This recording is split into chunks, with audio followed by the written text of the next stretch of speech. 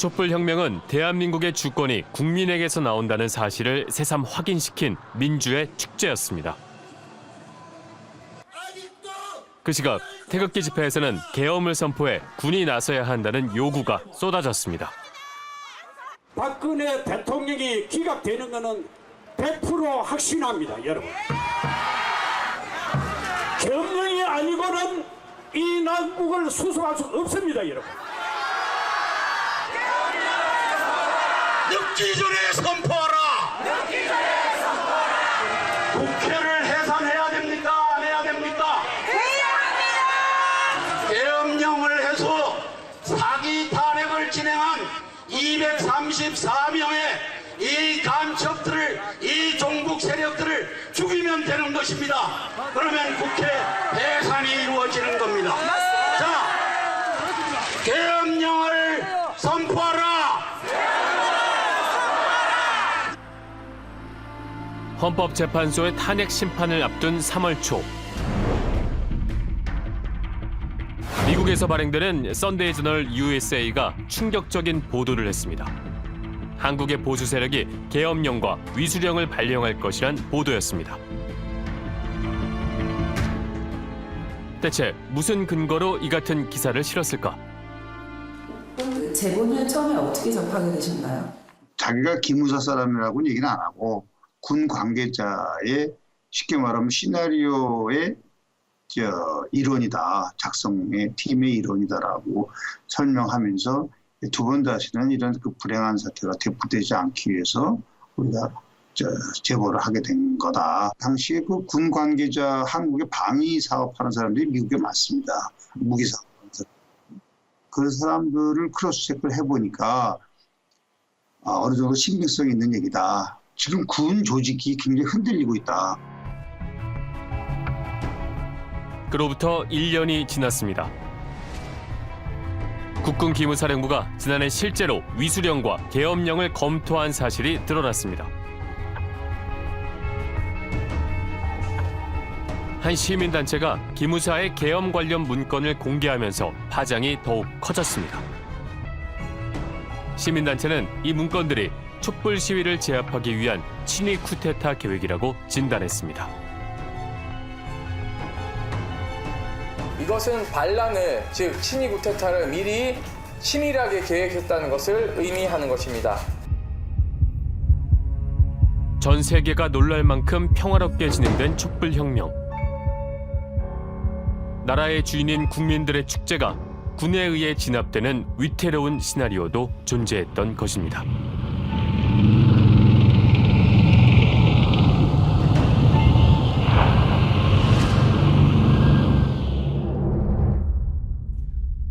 설마 군이 움직이겠는가? 친박 태극기 집회에서 계엄령을 갈망하고 일부 언론이 계엄 징후를 보도하긴 했지만 정말로 군이 정치에 개입하리라 믿은 국민은 거의 없었을 것입니다. 전두환이 만든 군부의 사조직, 이른바 하나회는 1993년에 해체되었습니다. 적어도 21세기 대한민국에서 군부 쿠데타는 없다고 믿었습니다. 우리는 안심하고 가족과 연인의 손을 잡고 촛불을 들었던 것입니다. 그런데 불과 1년 전 일부 군인들은 극비리에 계엄을 모의했습니다. 주권자인 국민들을 적으로 몰아세우고 총구를 겨냥하려 했습니다. 도대체 이런 군부 쿠데타는 어떻게 부활하게 된 것일까요? 2016년 10월 29일 박근혜, 최순실 국정농단을 규탄하는 첫 촛불 시위가 열렸습니다.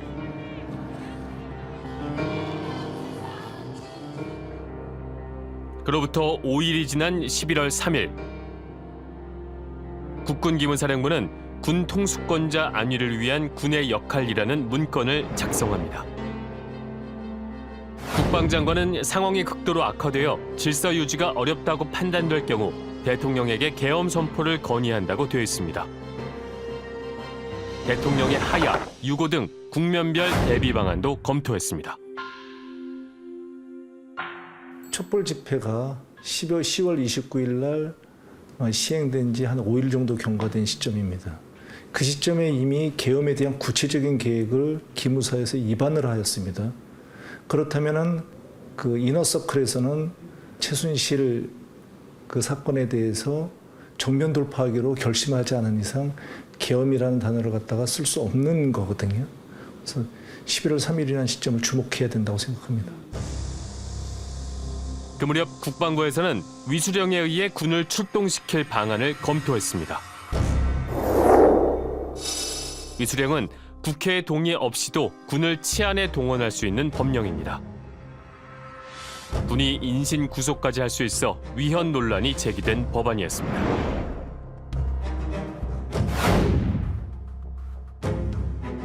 2017년 2월 국방부 고위 인사가 한 법무관에게 위수령을 존치시킬 논리를 마련하라고 지시했습니다.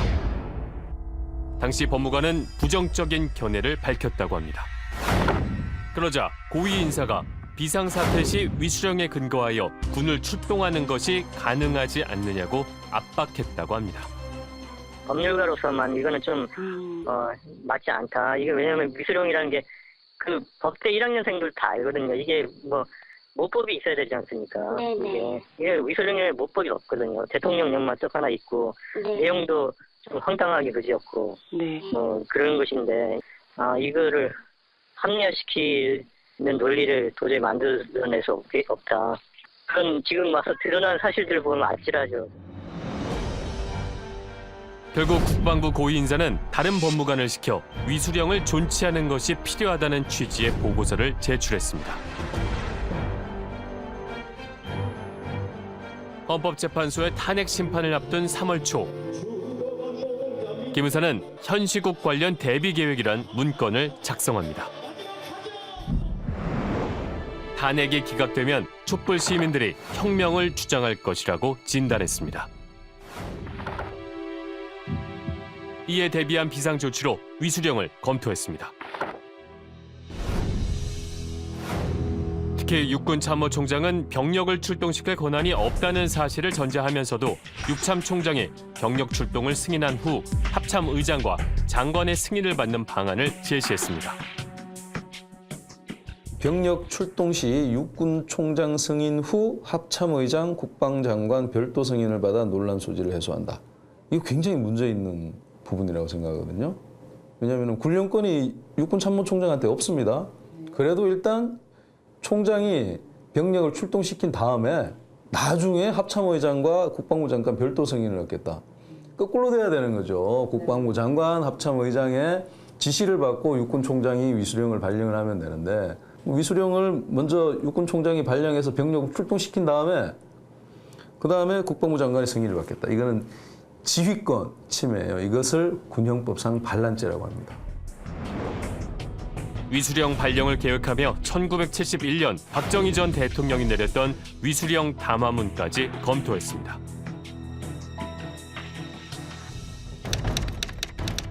시위가 전국적으로 확대되고 사상자가 발생할 경우에는 계엄을 선포할 계획이었습니다.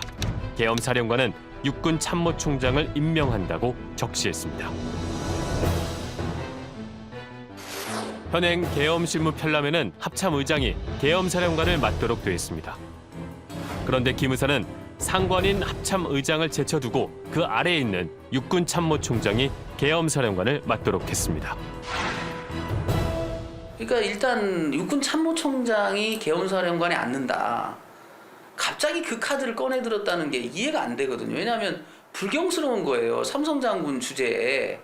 그렇잖아요. 삼성 장군 주제에 갑자기 육군 참모총장을 계엄사령관 앉히겠다고 이미 다 계획을 다 그렇게 짰잖아요.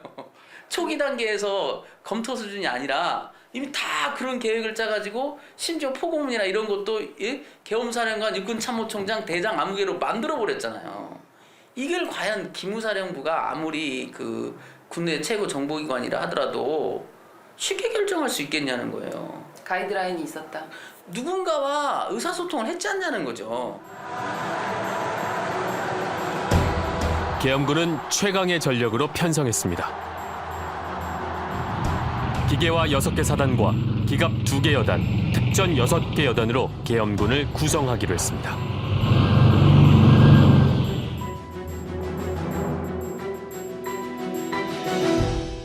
서울의 경우 청와대와 헌법재판소, 정부 종합청사, 국방부에 3개 여단이 투입되고 광화문에 3개 여단, 여의도는 1개 여단, 대테러 부대인 707 특임대대도 투입할 계획이었습니다.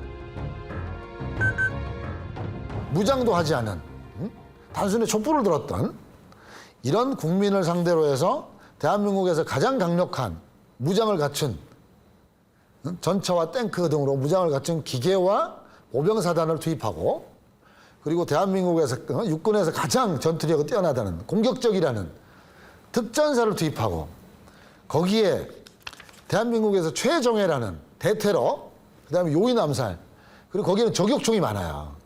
707 대대로 투입하겠다 이런 계획을 했잖아요. 그거는 국민들하고 전쟁하겠다는 거예요. 지방에는 향토 사단이 있는데도 기계화 사단과 특전 여단을 광주, 부산, 대구로 투입할 계획을 세웠습니다. 계엄군이 지방의 향토 사단을 접수하는 형식입니다. 계엄 시행 준비 착수 의명으로 돼 있고 명령에 따라서 그 본 대비 계획을 국방부나 육군본부에 제공하고 계엄 기구 설치 준비, 계엄 임무 수행군, 임무 절차 구체화 등을 어떻게 하라고 했냐면 제공하라 이렇게 돼 있습니다. 따라서 이 부분은 단순한 검토를 넘어서 실행 방안으로 볼 수 있는 요소로 평가될 수가 있습니다. 계엄사령관이 발표할 포고문까지 준비했습니다. 야간 통행 금지를 실시하고 언론, 인터넷, 통신, 출판, 보도를 검열하며 포털과 SNS까지 통제한다고 되어 있습니다. 국회의 계엄 해제 의결을 막기 위해 국회의원을 현행범으로 사법 처리하여 정족수 미달을 유도하는 방안도 검토했습니다. 아니 지금 국회의원을 잡아들이겠다는 것은 자기들 의도한 게 어떤 진짜 의원들이 어떤 범죄를 저질렀을 경우에 절차를 통해서 잡아들이겠다, 검거하겠다는 것이 아니고 그렇게 유도를 하겠다는 거잖아요. 포고령을 발령한 다음에 어쩔 수 없이 위반하게 만든 다음에 목적도 분명하잖아요. 계엄을 해제하지 못하게끔 잡아들이겠다는 거니까 이런 위헌적인 발상이 어디 있습니까? 그래서 내란 예비 업무 이런 말들이 나오는 거예요. 기무사 개혁위원회에서도 계엄 문건을 조사했습니다. 장영달 위원장에게 계엄 문건의 성격을 어떻게 보고 있는지 물어봤습니다. 이번 그 계획서를 보면요, 영락 없이 12.12 그리고 5.18 때 전두환이가 했던 참고서를 갖다 놨다니까. 보셨잖아요. 참고서 갖다 놓고 아하 그때는 그렇게 했구나. 현대판 광화문에서는 어떻게 해야 되겠구나. 그거 맞춰서 딱 2018년도 판을 만들어 놨어. 아마도 박근혜, 최순실 눈먼 사람들 저기 대통령이라고 있으니까 놔두고 그걸 기화로 이용을 해서 군사정권을 세워서 과거 박정희나 전두환 선배의 떳떳한 후예가 되자. 그런 음모를 한 거 아닌가 충분히 의심받을 수 있는 대목이에요. 정말 섬뜩합니다. 야간 통행 금지, 인터넷 포털과 SNS 차단, 반정부 성향 국회의원 집중 검거. 대한민국 기무사가 계획했다고 믿기 힘들 만큼 위헌적인 계획입니다. 도대체 이런 군부 쿠데타 발상은 어디에서 시작된 것일까요? 우리는 취재 당시 작전명령 제87-4호라는 역사적 문건을 확보했습니다. 1987년 6월 민주항쟁 당시 시위를 진압한다는 명분으로 계엄령을 선포한다는 내용입니다. 전두환 정권 당시 만들어진 친위 쿠데타 계획, 이른바 작전명령 제87-4호, 이 문건 전체를 방송사상 처음으로 공개합니다. 1987년 4월 전두환 대통령은 직선제 개헌을 거부하고 간선제를 유지하는 내용의 이른바 호헌 조치를 발표했습니다. 이 조치에 반발해 직선제 개헌과 민주화를 요구하는 시위가 전국 각지에서 벌어졌습니다. 이 무렵 군부가 위수령을 발령할 것이란 소문이 나돌았습니다. 박정희 대통령 시절부터 군사 독재 정권이 위기에 몰릴 때마다 군대를 동원한 수단이 위수령이었습니다. 기업에서 군에 나온 전두환이 조직한 군내 사조직 하나회가 친위 쿠데타를 모의했다는 증언도 나왔습니다. 점조직, 세포 조직을 해야 되는데 나는 육군본부에 있으니까 알잖아요. 육군본부. 이놈들이 위수령을 다시 그때 당시 전두환 이제 그 개통으로 하려고 안 치는 그러니까 말하자면 개헌을 안 하는 호헌 이놈들이 뭉쳐가 있고 그분들이 그분들이 그러니까 말하자면 호헌을 어떻게 친위 쿠데타 그렇죠. 그러니까 친위 쿠데타 하기 위한 분위기가 해서 회의도 하고 그랬거든요. 육군본부에서 했던 거예요. 육군본부 내에서 위수령 개혁 이런 거를 하기 위한 준비를. 근데 그게 쿠데타 친위 쿠데타 하려고 이제 다시 해석하면 그래 이놈들이 지금이랑 너무 똑같아서. 똑같아요. 그런데 증언을 한 사람은 1987년 당시 육군 정훈감을 지낸 표명열 장군. 어렵게 정식 인터뷰에 응했습니다. 대략 흐름을 이렇게 보니까 뭐 모여서 숙덕숙덕하고 하는데 회의를 한다고 그러더라고요. 계엄에 관계되는 회의를 한다고 그래요. 아, 회의를 하는데 정훈감은 들어오지 마라 그래.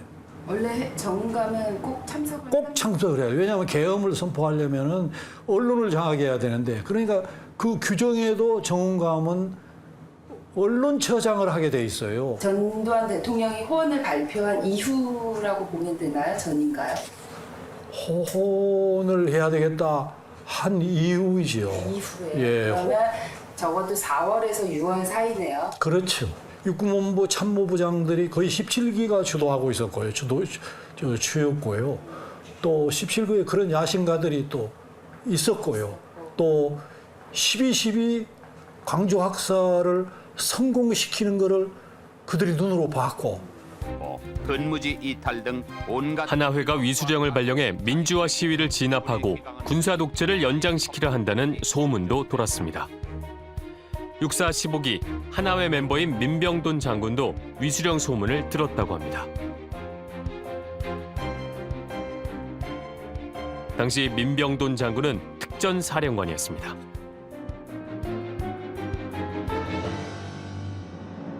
그거는 소문이야.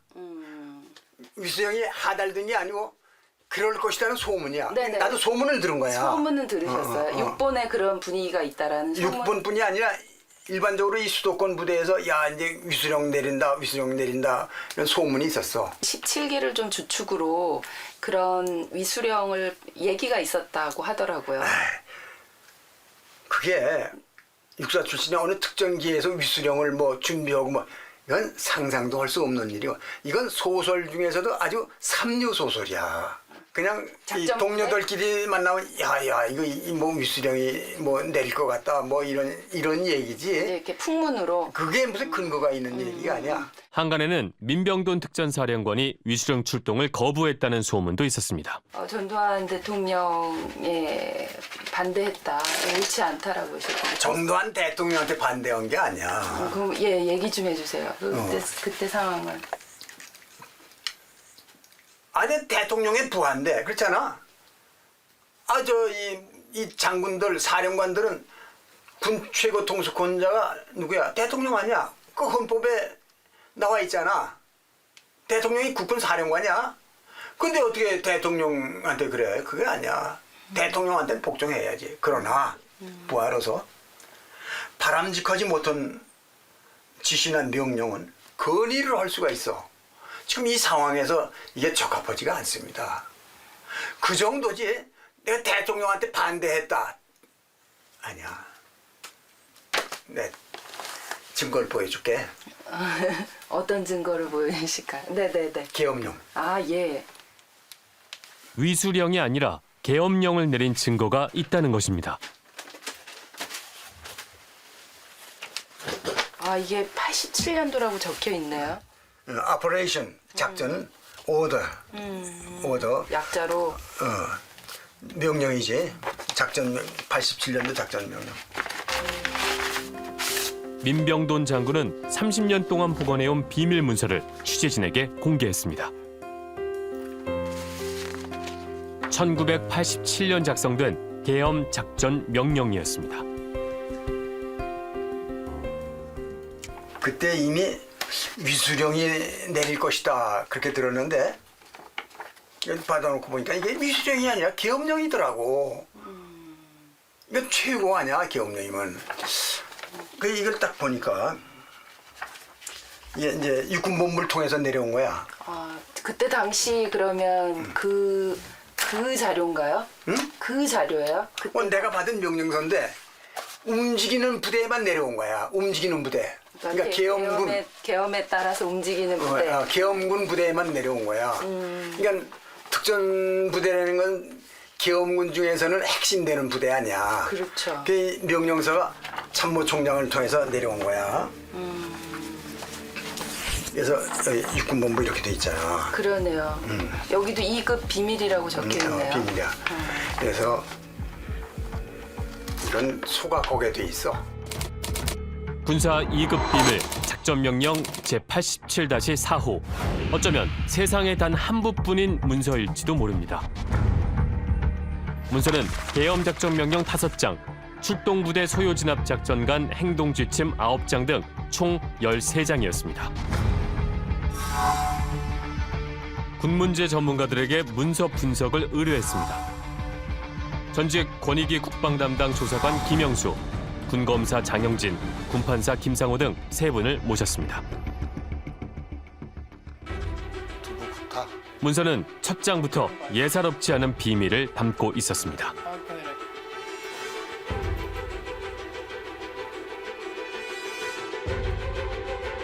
이 문서는 군사 2급 비밀 도장이 찍혀 있었습니다.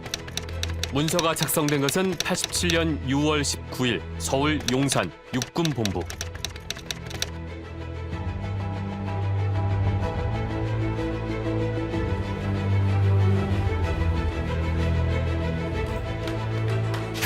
쉽게 비교를 하면 우리나라 전쟁 계획하고 똑같다고 봅니다. 그래서 지난번에 한번 작게 뭐 유출을 어쩌고 저쩌고 해가지고 난리 났잖아요. 이게 유출이 되면 이 작계를 다시 써야 된다는 거죠. 그러니까 그 정도로 아주 대단한 거죠. 작전명령 발신자는 육군참모총장. 박희도 당시 육군참모총장이 민병돈 특전사령관에게 직접 전달했다고 합니다. 이게 얼마나 중요한 문서인가 말이야. 보통 문서는 문서 수발계통 있잖아. 네. 그래가지고 상급 사령부하고 하급 부대하고 그 문서가 왔다 갔다 하잖아. 그 문서 수발계통이 있어. 네. 이건 그렇게 온 게 아니야. 직접 전해준 거야. 누가요? 누가요? 나한테 직접 참모총장이 나한테 직접 준 거야. 당시 참모총장이? 그러니까 근데 좀 이걸 말이야. 네. 이거 문서 수발 계통으로 오면 그 계통에 있는 놈들이 야 큰일 났어. 야 이거 큰일 나는구나 알 거 아니야. 그러면 참모총장이 모든 그 움직이는 작전 계엄 부대에는 직접 다니면서 주는 거예요? 아니지. 그러면 어떻게? 불러서 주지. 불러서. 문서의 성격은 작전명령. 군대에서 작전명령은 어떤 의미일까? 작전 명령이라는 거는 엄한 거죠. 그대로 해야 돼요. 전쟁이 벌어졌는데 이쪽으로 공격하면 잘못하면 우리 중대 다 죽는다. 우리 세대 다 죽는다. 그러니까 나 안 가겠다 할 수 없잖아요. 작전 명령은 가 하면은 다 죽더라도 가게 돼 있거든요. 절대 그거는 복종하고 준수해야 될 내용입니다. 그런데 계엄 작전명령의 관련 근거와 상황란이 비어 있습니다. 이유가 무엇일까요? 이게 무슨 의미냐면 사실상 상황 자체가 계엄을 시행할 정도는 아니기 때문에 빈칸으로 한 게 아닌가 생각도 됩니다. 관련 근거도 그렇고요. 네. 그래서 이 관련 근거는 아마 여기에서는 당연히 헌법도 있고 그 당시에도 계엄법이 있는데 그것을 전제로 했지만 사실상 그 관련 근거를 쓰지 않은 것은 이 문건 자체가 정당한 그 명령으로 보기 힘들기 때문에 당시에는 비워놓지 않았겠나 생각이 됩니다. 소요 진압 임무 수행 시점은 6월, 날짜칸은 비어 있습니다. 87년 6월 날짜는 정하지 않았어. 왜? 시작하면 그때 하는 거야. 그러니까 미리 그 전에 육군본부에서 이걸 내려주고 하고 이걸 가지고 있다가 그 명령 몇 호 시행하면은 그때 이제 날짜가 정해지는 거야. 그래서 날짜를 미리 정하는 게 아니야. 그 명령을 미리 내려놓고 명령 몇 호 오후 2시 30분부로 시행하면 그때 이게 따라서 부대가 움직이는 거야. 두 번째 장 실시란에는 계엄군 편성과 임무를 적시했습니다. 서울에는 24단, 34단을 비롯해 3개 특전여단과 3개 특공연대가 수도방위사령부에 배속되도록 조치했습니다. 지방의 경우 9사단과 26사단과 3개 특전여단, 해병 2개 연대, 706 특정연대를 대전, 광주, 마산, 부산 등 대도시에 투입하도록 조치했습니다. GOP 사단, 그러니까 북한하고 관련되어 있는 이 사단도 움직여요. 그리고 특전사는 6개 여단이 전체가 투입이 돼요. 대규모네요. 네, 그러면서 수도권에도 가고 그 수도권에 있는 부대가 지방까지 내려가요. 그리고 거기에 어떤 개념이냐면 1개 사단에 1개 특전 여단, 1~2개 특전 여단을 한 지방에다 이렇게 매칭을 시켜줘요. 그냥 전국 계엄이에요. 그리고 비상 계엄이에요. 심지어 제1항공여단과 화학부대까지 계엄군에 포함시켰습니다. 민병돈 장군이 이끌던 특전사는 1987년 계엄군의 핵심 전력이었습니다. 특전사령부. 내가 사령관이야. 네네. 이제 이것이 내가 해야 할 내용이야. 여기 보면은 이제 여단들의 어디 배속 이렇게 돼 있지. 네. 계엄부대 병사들은 실탄 75발과 비상식량 3인분을 휴대한 채 경계태세를 유지하도록 조치했습니다. 실질적으로 어쩔 수가 없는데 1987년 당시 특전사 707부대 민진식 팀장도 계엄 작전 명령을 받았습니다. 민 팀장에게 작전 명령 문건을 보여줬습니다.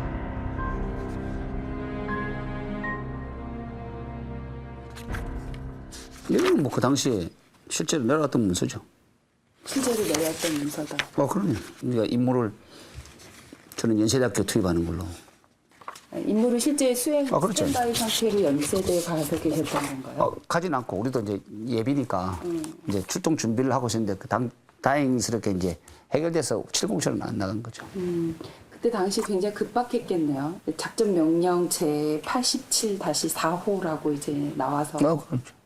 이렇게 명령 내려와야지. 그 당시에도 물론 이제 그 당시에는 소유진압 작전에 대한 부분들이 분명히 말씀드렸지만 임무에 들어가 있었고 임무에 들어가 있었습니다. 그러니까 그건 누구도 그거 따랐다고 해서 그거를 우리한테 탓할 사람 없었거든. 훈련도 했었고 직접.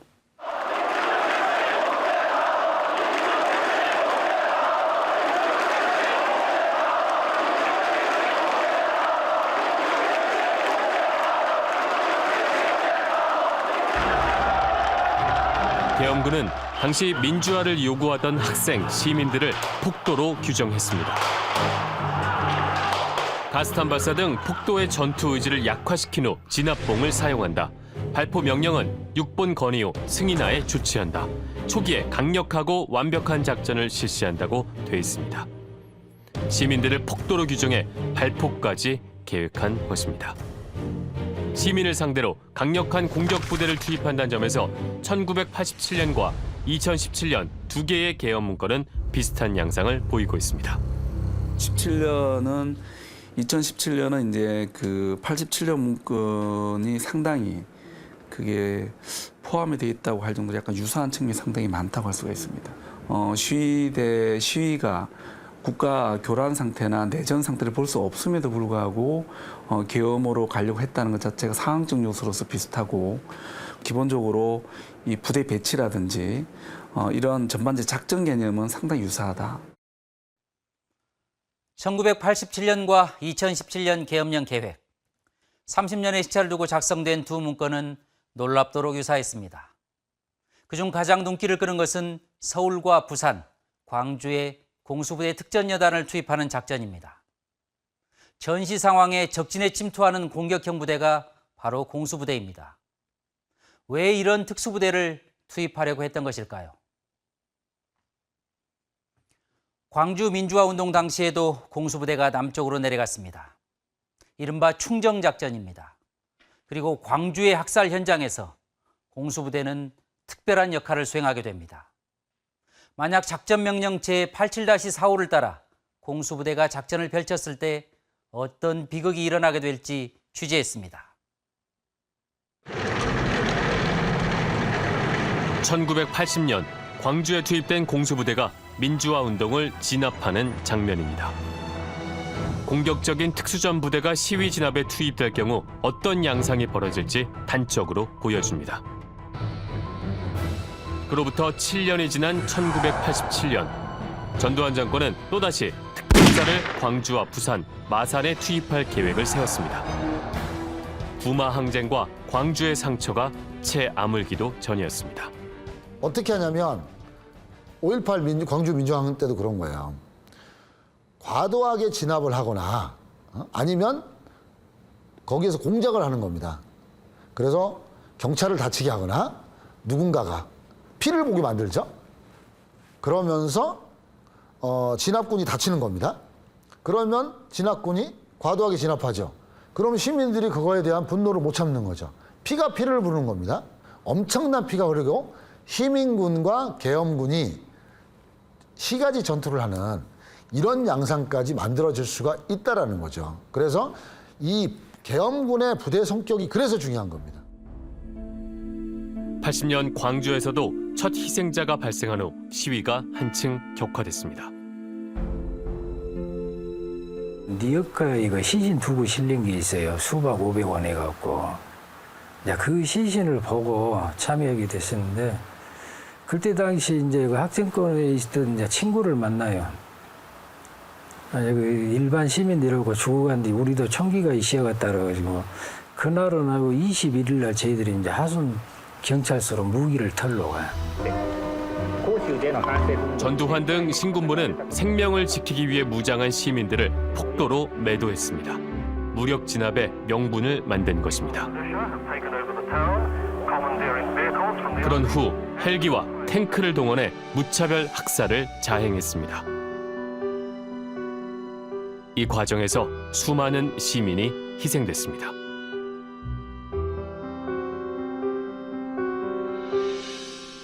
여기 전부의 시신, 광주 시내에 있던 시신들 전부 다 운구해서 여기로 이제 관에 들어왔던 사람들만 이쪽으로 와서 안치했던 자리인지. 여기 안치했던 자리. 예. 선생님은 안 다치셨어요 그때? 나는 이제 대금 맞고 그것을 공포감에 그 아픔 통증도 모르고 10일 만에 알았어요. 영창에서. 그 10일 동안은 계속 모르고 계시다가 이제 썩어가면서 이제 그 냄새 나고 그 썩어갈 때 그때서 알았어요. 손으로부터 80년 광주에서 벌어진 참상은 전두환 보안사령관 등 신군부가 권력을 잡기 위한 시나리오였다는 증언이 나왔습니다. 증언자는 광주 505 보안부대에 근무했던 허장환 씨였습니다. 증언에 앞서 확대 계엄을 실시한다. 정상적인 방법으로는 불가함을 깨닫고 변칙 수단을 강구하여 민중 폭동으로 혁명을 꾀하려고 하기 때문이다. 허장환 씨는 광주 505 보안부대에서도 핵심적인 인물이었습니다. 광주 사태의 끝은 망자들이 누워있는 망월동묘입니다. 이제 끝난 거예요, 거긴. 그렇지 않습니까? 그러면 광주 사태의 시작은 어디냐? 보안사령부를 옮겨놓은 것 같은 505 보안부대입니다. 80년 광주에서 보안사가 수행한 역할은 무엇일까? 교전 명령이. 대부분은 뭐 부산도 나고 마산도 나고 뭐 다 나면 대구도 나고 다 납니다. 근데 광주를 딱 지정해서 이런 시나리오대로 우리가 한번 작품을 이루어보자 하는 것이 광주 사태입니다. 잔혹하게 잔악성을 보이는 시민들을 흥분시키는 그런 데모 진압 방법을 썼다는 얘기입니다. 결론적으로. 그래서 흥분을 시켜야지. 지 외곽으로 빠져서 외곽을 차단시키고 광주를 고립화시켜서 무정부 상태를 만들어서 진압군이 진압해줬으면 좋겠다 하는 원성이 고조될 때까지 기다렸다가 최고조에 달했을 때 대의명분이 있지 않습니까? 총을 들고 봉기를 하는 이 무리한들을 좀 제거해 주시오. 그런 분위기를 만들어가지고 그 지본부인 도청을 미명을 위해서 타격을 해버린 겁니다. 그래서 사살해버리고 진압해버린 겁니다. 그러면 이제 평정했다. 그걸 평정이라고 합니다. 민주화를 요구하던 시민들은 폭도로 몰려 무참히 살해됐습니다.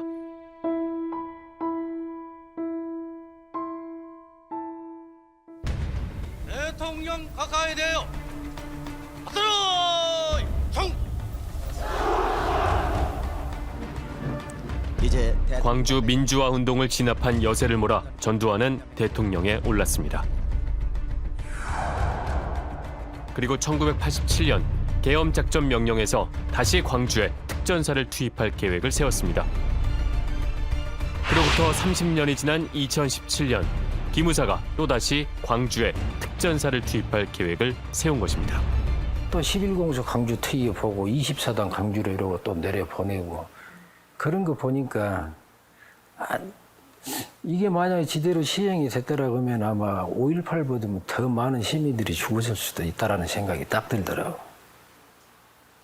아니 예전과 다르게 그 시민 촛불 들었던 사람들이 계엄군들 그러고 투입하고 하면 그 사람들이 가만히 있겠어요. 더 하죠. 이제 세상이 좋아졌으니까. 1987년 계엄 작전 명령을 발송한 사람은 박희도 당시 육군 참모 총장이었습니다. 전 육군 참모 총장 예비역 육군 대장 박희도입니다. 죄도 없는 대통령을 무너뜨리고 촛불 세력에 연합을 해가지고 나라를 팔아먹으려고 합니다, 여러분. 빨리 이렇게 넘어가서 되겠습니까, 여러분? 계엄 작전 명령은 누구의 지시로 작성된 것일까? 박희도 씨는 끝내 연락이 닿지 않았습니다.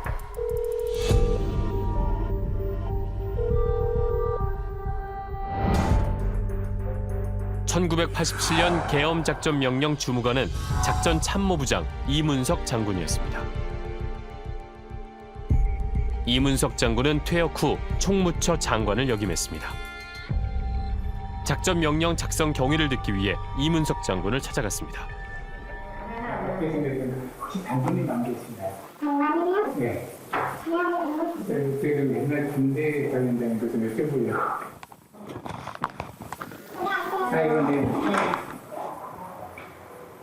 눈도 금방 보이시다고 그러거든요. 아니요. 당시에 계엄 소요 진압 작전 문건을 만드신 걸로 제가 들었습니다만. 소요 진압 작전이라는 예. 원래 정상적인 계엄에 네. 대한 예. 그때는 소요 사태가 많았기 때문에 그렇죠. 그런 원칙이 있었지. 아, 그래요. 원래 그럼 그 처음에 이 명령을 내리신 분은 전두환 대통령 아무래도 예. 그러니까 그런 소요 사태에 대해서 네. 계획을 짜봐라 해가지고 전두환 대통령께서는 왜 이 계엄 지시를 왜 하셨다고 보십니까? 막 분마 사태도 그렇고 뭐 네. 전부 그런 사태가 벌어지면은 네. 가령 격화되면은 또 좋지. 아, 그렇죠. 혹시 언제쯤에 전두환 대통령께서 지시하셨는지 기억은 안 나시나요? 우리는 뭐 네. 하게 되면 대통령이 뭐 참모총장을 해주시고 그럼 박희도 총장께 들으신 거군요, 그러면. 준비하고 전두환 대통령이 박희도 육군참모총장에게 계엄 작전 명령을 세우라고 지시했다는 것입니다.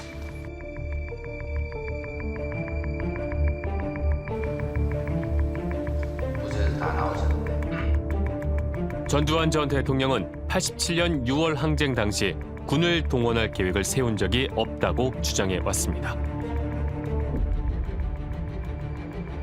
이번에 드러난 1987년 계엄 작전 명령 제87-4호는 그가 거짓말을 한다는 사실을 말해줍니다.